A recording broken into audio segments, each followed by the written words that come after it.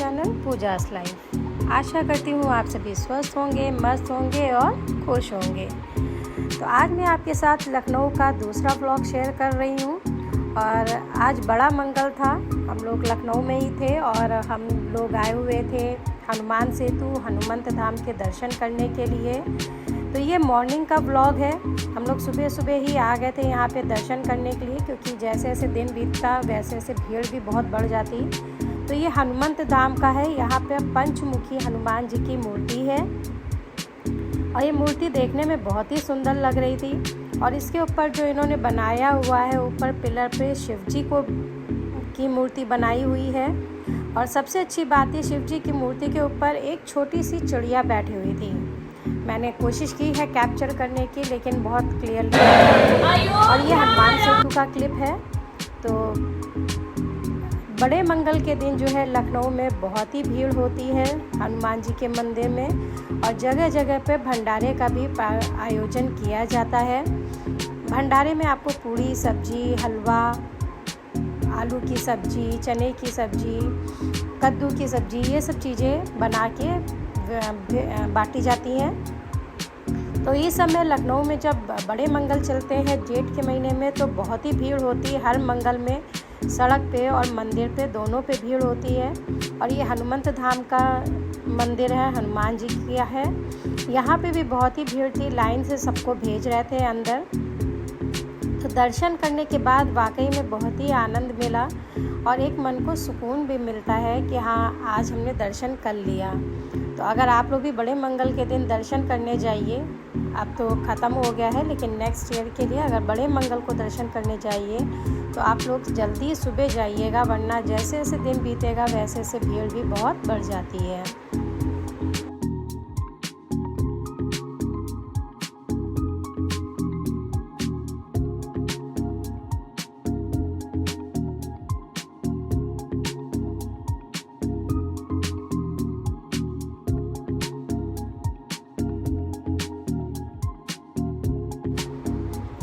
तो ये हम लोग इधर बगल में ही शनि देवता का मंदिर था, वहाँ दर्शन करके आ गए हैं। और यहाँ पे देखिए, जैसा मैंने बताया था भंडारा होता है, तो भंडारे की तैयारी चल रही है। अभी खाना बन रहा है, उसके बाद सबको बांटा जाएगा।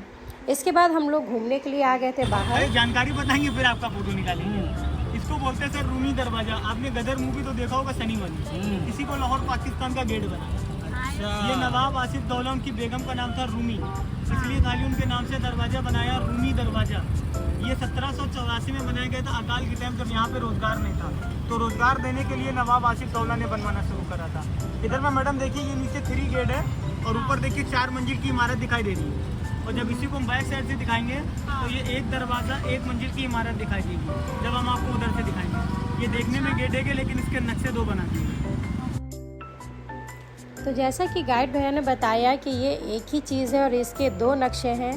एक तरफ से जो पहले हम लोगों ने देखा, उधर से 3 गेट और 4 मंजिला इमारत थी, और उसी के बैक साइड से ये 1 गेट हो गया और 1 मंजिला इमारत हो गई। तो है ना हैरान करने वाली बात। ये कंस्ट्रक्शन उस समय का है जबकि कोई भी हमारे पास डिजिटली कुछ भी नहीं था, ना ज़्यादा सोर्सेस थे, तब की ये बनी हुई इमारतें हैं। और सोचिए कितने उससे बनाया गया होगा। तो हम लोग ने कर लिया था ई रिक्शा से ही हम लोग घूमते हुए सब जगह जा रहे थे। बच्चों का मन था कि ई रिक्शा पे भी बैठना है, तो हम लोग उसी से ही घूम रहे थे। ई रिक्शा से उन्होंने बोला था हम आपको 3-4 जगह दिखाएंगे, और ये है घंटाघर। 1885 का बना हुआ, ये अंग्रेज लोग ने बनवाया था, ब्रिटिश के ज़माने का बना।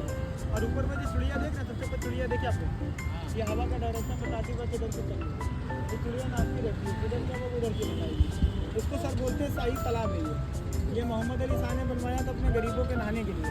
मतलब पहले के ज़माने में पानी नहीं हुआ करता था, तो लोग इसी के अंदर आते थे, इसलिए इसका नाम रखा गया शाही तालाब। फोटो वगैरह निकालिए, फिर आपको आर्ट गैलरी।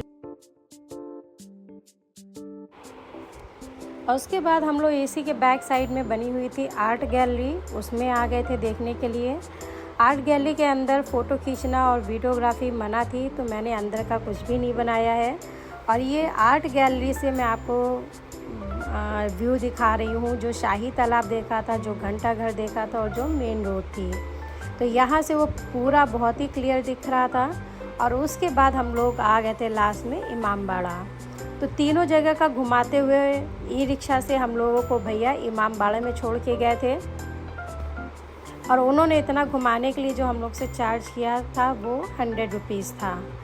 तो उसके बाद अब हम लोग इमामबाड़ा में ये अंदर की तरफ आ गए हैं, और हम लोग ने आर्ट म्यूज़ियम जो था उसी में ही, आर्ट गैलरी जो थी उसी में ही टिकट मिलते हैं। तो हम लोग ने तीनों जगह के टिकट एक साथ ले लिए थे, जिसमें इंक्लूड था हमारी आर्ट गैलरी, इमामबाड़ा में बावली और भूल भुलैया का टिकट भी उसमें इंक्लूड था।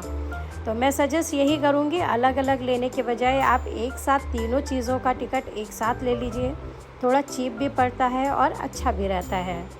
तो ये है यहाँ की बावली। इसका कंस्ट्रक्शन भी देखने लायक है। ये बावली के अंदर का है जहाँ पर हम लोग खड़े हुए हैं और मैं शूट कर रही हूँ, और जो आपको पानी में फ़ोटो दिख रही है ये एंट्रेंस का है। इसका मतलब मैं जहाँ बैठी हूँ वहाँ से मैं एंट्रेंस पे देख सकती हूँ कि कौन कौन अंदर एंटर कर रहा है। तो ये पुराना कंस्ट्रक्शन है। सोचिए यहाँ पे बैठ के सैनिक पूरे दरवाजे पे देख सकते थे कि कौन अंदर आ रहा है, कौन युद्ध के लिए आ रहा है या कैसे आ रहा है, और बाकी जो एंट्रेंस पे लोग आ रहे हैं उनको ये दिखाई नहीं देगा कि अंदर कौन बैठा हुआ है। तो दिमाग और सोच जो हमारे पुराने ज़माने में लोगों के पास थी, मुझे लग रहा है आज के ज़माने में तो हम खाली कंप्यूटर और इन्हीं चीज़ों पर डिपेंड हो गए हैं। अपनी सोच हम लोगों ने बहुत पीछे छोड़ दी है। तो ये देख के मुझे बहुत अच्छा लगा कि पहले के ज़माने में जहाँ पर साधनों की कमी थी, चीज़ों की कमी थी, वहाँ पर सोच इतनी अच्छी थी कि उन्होंने इतनी अच्छी अच्छी चीज़ें बनाई हैं जिनको हम आज भी देख रहे हैं। और वाकई में ये बावली जो है वो देखने लायक है। अंग्रेजों की फौज गई थी खजाने का पता लगाने, जो वापस नहीं आई। ये देखिए ये सुरंग है, ये निकलती है दिल्ली, आगरा, फैजाबाद, इतनी दूर। तो ये बावली का एंट्रेंस है जो कि आप देख रहे हैं स्क्वायर शेप में खुला हुआ है, और इसको भी खुला रखने का एक रीज़न है। जो मैंने अंदर से आपको फ़ोटो दिखाई थी कि सैनिक बैठ के द्वार पे निगरानी करते हैं, और उनकी फ़ोटो एंट्रेंस जो करता है उसकी फ़ोटो पानी में आती है, वो कलर्ड आती है। आपने सोचा पानी में कलर्ड फ़ोटो क्यों आ रही है? अगर आप पानी में फ़ोटो देखते हैं तो शेडो जो आएगी वो आपकी डार्क आएगी, बट इसमें पानी में इसलिए आ रही थी क्योंकि ऊपर का बावली का जो आगे एंट्रेंस था वो खुला हुआ था। यहाँ पे भी ये हम लोग इमामबाड़ा में अंदर आ गए हैं, और ये जो रास्ते बने हुए हैं आप देखिए कितने अच्छे से इनको तराश के बनाया गया है। ना 1 इंच इधर है ना उधर है, एकदम आप लाइन से देखेंगे तो सारे जोड़ आपको एक लाइन में दिखाई देंगे। तो सलाम है उन सभी कारीगरों को जिन्होंने इसको बनाया। इतनी सुंदर चीज़ हमको देखने के लिए वो छोड़ गए कि हम आज भी इस चीज़ को देख रहे हैं और खुश होते हैं कि हाँ हम लखनऊ के हैं। उसके बाद हम लोग आ गए थे भूल भुलैया देखने के लिए। तो भूल भुलैया में कई सारे रास्ते हैं, और मैं सजेस्ट करूँगी आप लोग अकेले मत जाइए, आप लोग गाइड लेके ही जाइए, क्योंकि उनको ही रास्ते सारे पता रहते हैं। हालांकि भी बहुत सारे रास्ते जो हैं वो बंद कर दिए गए हैं, कुछ ही खोले गए हैं जिनसे गाइड आपको लेके जाते हैं और वापस लाते हैं। और भूल भुलैया में अंदर एक ख़ास बात और है जो मैंने देखी कि गाइड ने हम लोगों को एक छोर पे खड़ा किया और खुद जाके वो दूसरे छोर पे खड़े हुए, और वहाँ से उन्होंने धीरे से आवाज़ दी कि चले आइए। और हम लोगों को दीवार के थ्रू इतनी क्लियर आवाज़ आ रही थी कि मतलब लग ही नहीं रहा था कि वो गाइड हम लोग से इतनी दूर खड़े होकर हम लोग को बुला रहे हैं। तो ये है अद्भुत और अविश्वसनीय काम जो पहले के लोगों ने किया है, क्योंकि अंदर की जो दीवारें हैं वो खोखली हैं और उनको जो बनाया गया है वो अलग अलग चीज़ों से बनाया गया है। इसमें सीमेंट, ईंट, मोरंग इन सब का इस्तेमाल नहीं किया गया है।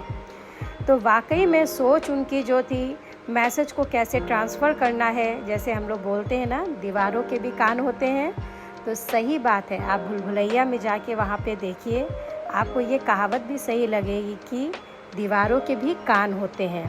तो आप थोड़ा सा भी बोलेंगे आपको एक किनारे से दूसरे किनारे आपकी वॉइस पूरी ट्रांसफ़र होती हुई दिखाई देगी। और ये इमामबाड़े के ऊपर से है जहाँ से पूरा लखनऊ सिटी बहुत ही अच्छे से दिखाई देता है।